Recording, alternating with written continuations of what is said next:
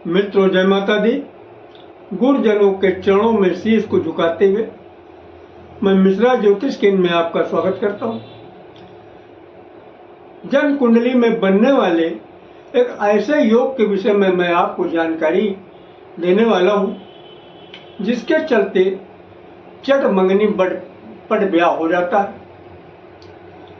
कहीं दूर दूर तक शादी की रिश्ते की बात नहीं होती है, कहीं शादी की बात की जिक्र भी नहीं चलती है, लेकिन अचानक से विवाह तय हो जाता है और 3-4 महीने में शादी भी हो जाती है।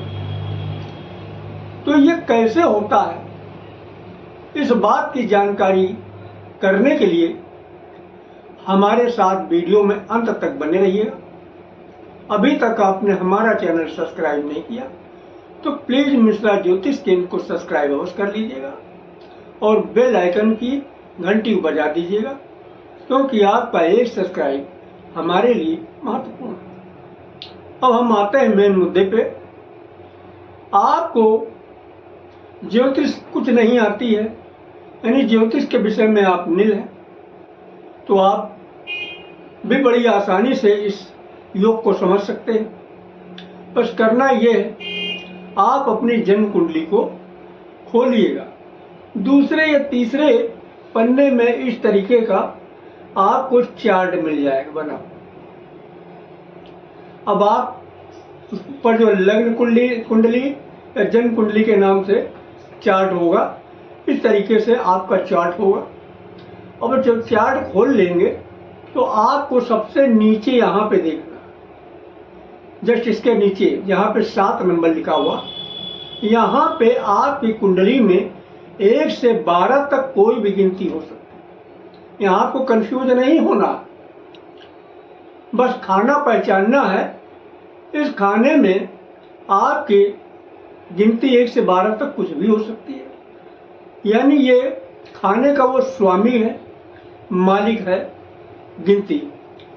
अब आप कैसे समझ सकते हैं कि इस गिनती का मतलब क्या है? तो इसके लिए कागज कलम निकालिए, मैं आपको बता देता हूँ इस गिनती का मतलब क्या होता है। अगर मान लीजिएगा 1 नंबर लिखा तो 1 के आगे मंगल लिख दीजिए। 2 लिखा है तो शुक्र लिख दीजिएगा। अगर यहाँ पे 3 लिखा है तो आप बुध लिख दीजिएगा। यहाँ पे 4 की गिनती लिखी है तो चंद्रमा लिख दीजिएगा। 5 की गिनती लिखी है तो सूर्य लिख दीजिएगा। 6 की गिनती लिखी है तो बुध लिख दीजिएगा।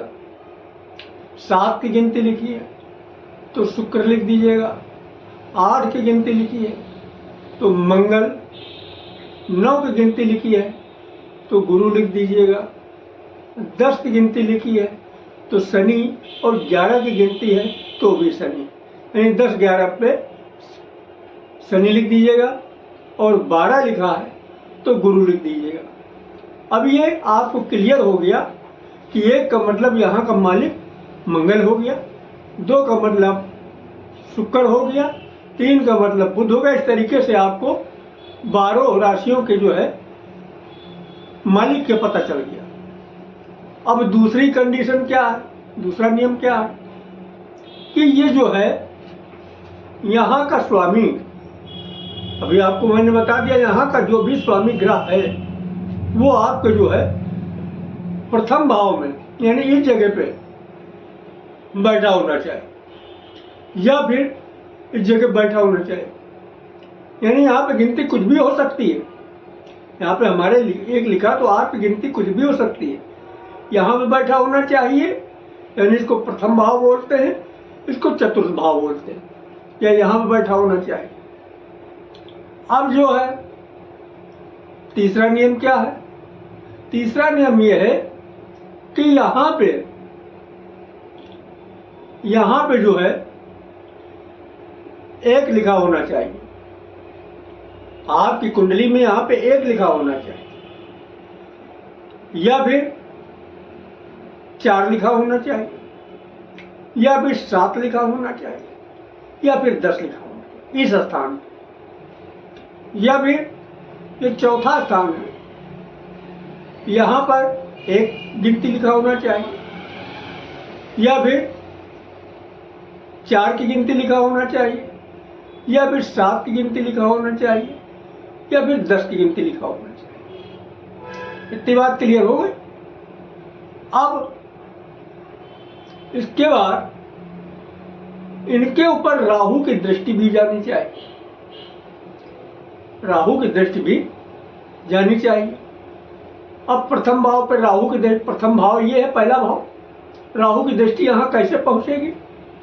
देखो, अगर राहु यहाँ 9वें स्थान में बैठा हुआ, एक चीज हम और आपको विशेष बात बता दें, राहु यहाँ पे बैठता है, वहां से अपने स्थान से 3 जगह देखता है, उसकी 5वीं दृष्टि होती है, 7वीं होती है, 9वीं होती है।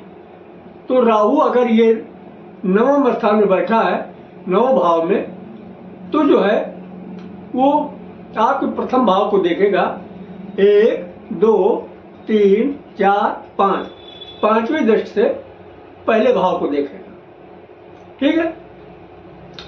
अगर यही राहु सप्तम भाव में बैठा है, यानी यहां बैठा हुआ, तो अपनी वो 7वीं दृष्टि से प्रथम भाव को देखेगा, 1 2 3 4 5 6 7। इतनी बात समझ में आ गई। अब अगर यही राहु पंचम भाव में बैठा है, ये 5वां भाव है, यहाँ 5 नंबर लिखा, तो 1 2 3 4 5 6 7 8 9, 9वीं दृष्टि से प्रथम भाव को देख रहा। तो अभी हमने इसके पहले आपको बताया राहु की 3 दृष्टि होती है, 5 7 9। तो यहां पे दृष्टि राहु की पड़ना चाहिए। दूसरी कंडीशन, अगर राहु अष्टम स्थान पर बैठा हुआ है, अष्टम स्थान ये है, अब इसकी दृष्टि जो है चतुर्थ स्थान पे होना चाहिए, 1 2 3 4 5 6 7 8 9, 9वीं दृष्टि चतुर्थ स्थान पर पड़ेगी। ठीक है। या भी